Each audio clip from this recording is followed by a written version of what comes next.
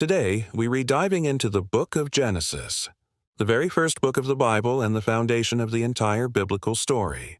Genesis begins with the awe-inspiring creation story. In 6 days, God creates the heavens, the earth, light and darkness, oceans, plants, animals, and finally, humans, Adam and Eve, made in His own image. This shows humanity's unique place in creation. But the story quickly turns when Adam and Eve disobey God by eating the forbidden fruit in the Garden of Eden. This event is called the fall, and it brings sin, pain, and death into the world, affecting all humanity ever since. The consequences of sin are shown through the story of their sons, Cain and Abel.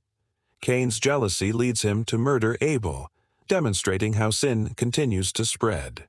As generations pass, humanity becomes more and more corrupt, leading God to send a great flood to cleanse the earth. Only Noah, a righteous man, and his family are spared by building an ark and saving pairs of every animal. After the flood, God makes a covenant with Noah, promising never to destroy the earth by flood again, symbolized by the rainbow. Next comes the story of the Tower of Babel. People try to build a tower reaching to heaven to make a name for themselves. But God confuses their language, scattering them across the earth, explaining why there are different languages and cultures. The focus then shifts to Abraham, the father of faith.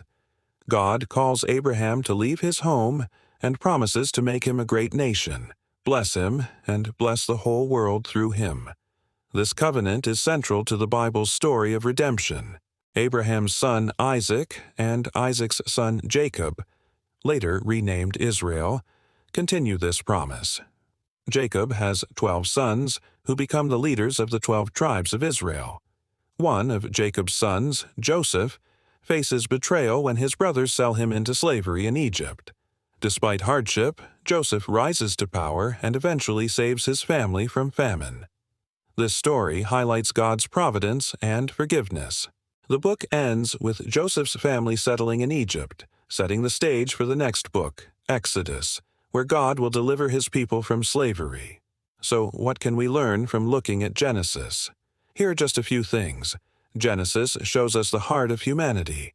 From the start, we see humanity struggling with issues like jealousy, pride, greed, and disobedience. These stories are not just ancient history.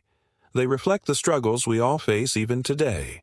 By understanding these tendencies, we can better navigate our relationships and choices.